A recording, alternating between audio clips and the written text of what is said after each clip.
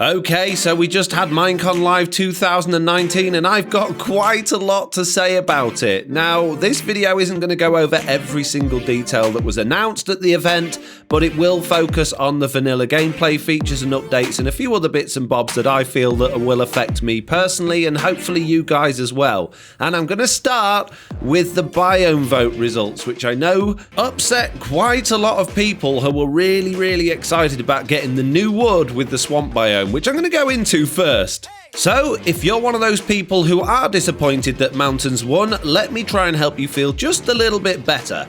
Firstly, let's take a look at the mangrove tree that was shown in the swamp biome vote video.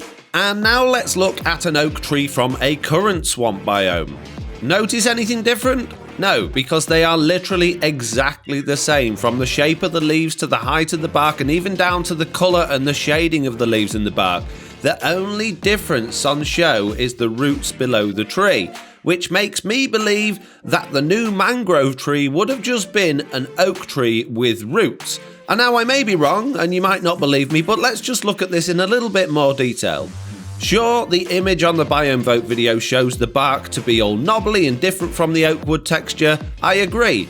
But then it does that for the dirt and grass blocks as well, and also the chest in the boat had a metal trim, which we know is not in the game.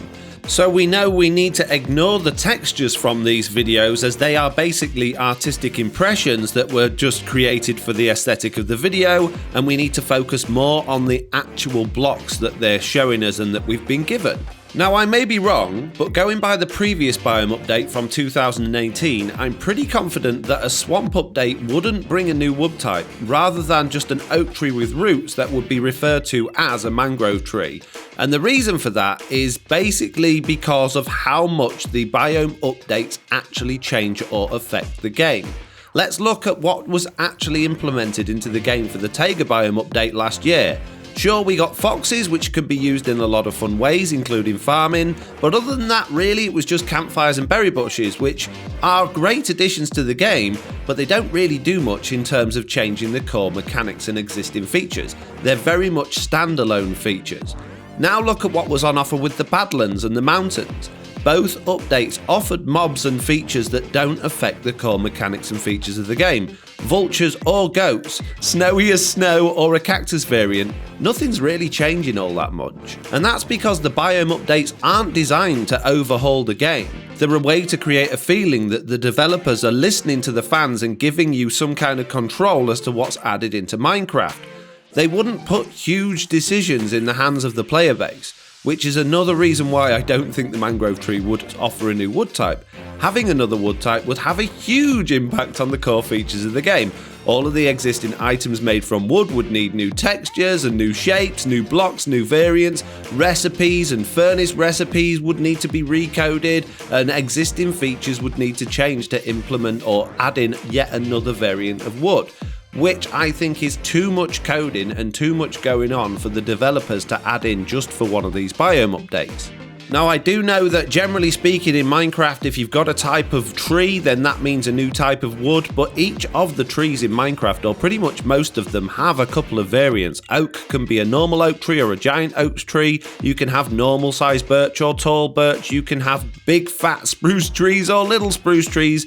There's no reason to say that a mangrove tree isn't just another variation on oak. But then if that's the case, you would have thought they'd have mentioned that in the video. So, I don't know. Maybe I'm wrong, maybe I'm right. The only way we'll find out is when they eventually update all of the biomes, which again this year they did say that even the biomes that weren't voted will eventually get added into the game. We just don't know when eventually will be. So one day we will find out. Anyway, enough of that. Let's talk about what we are going to be getting now, which is mountains. So from the Biome Vote videos, we know we're going to be getting mountain goats and snowy as snow and an update to the world generation to make mountains look even more beautiful. But what does that mean, and is there anything else?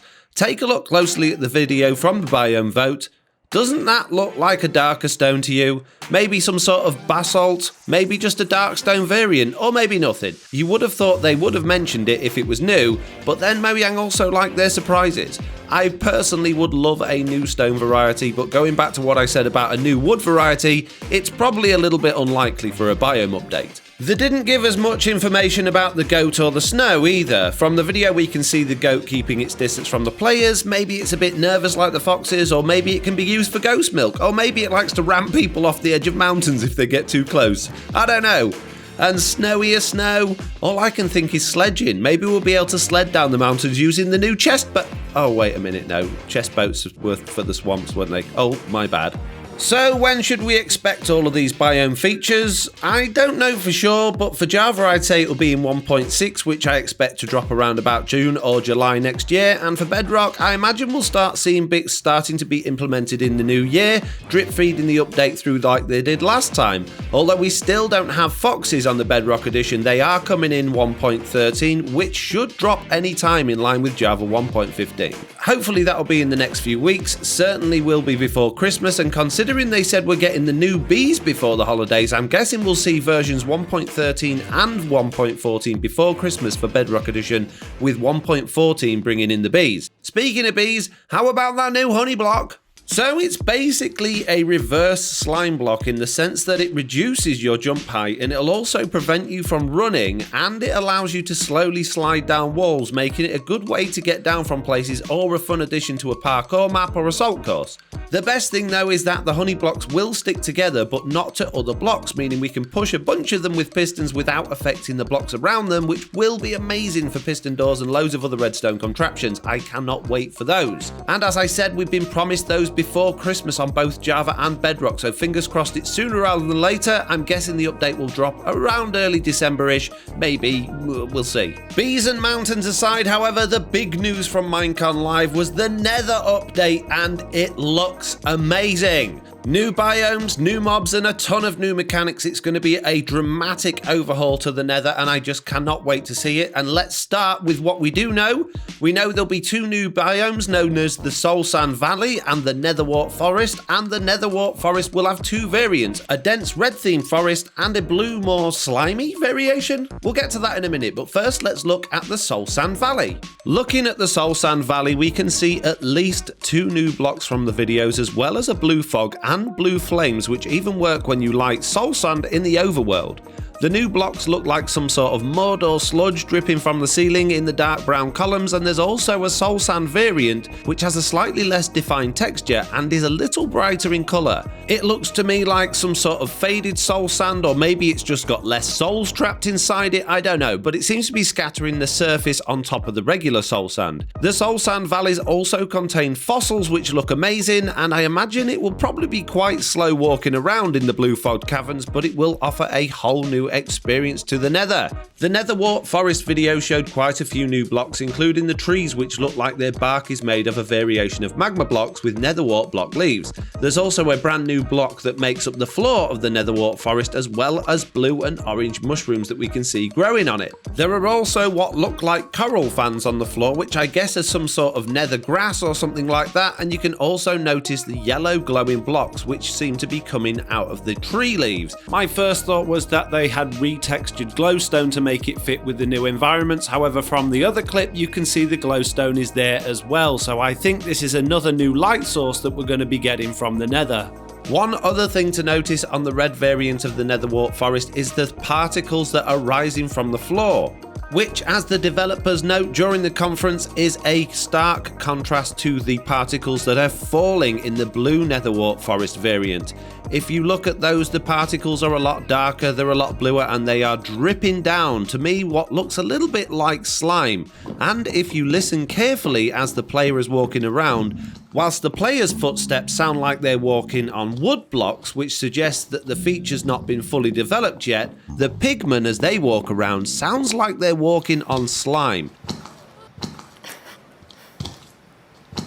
So I'm thinking maybe that bluey green grass they're walking on could potentially be yet another colour of slime block, maybe a blue slime. Or, alternately, looking at the blue veins growing up the tree bark, perhaps it is a form of getting water from the Nether. Perhaps there is water contained inside some of the Nether blocks.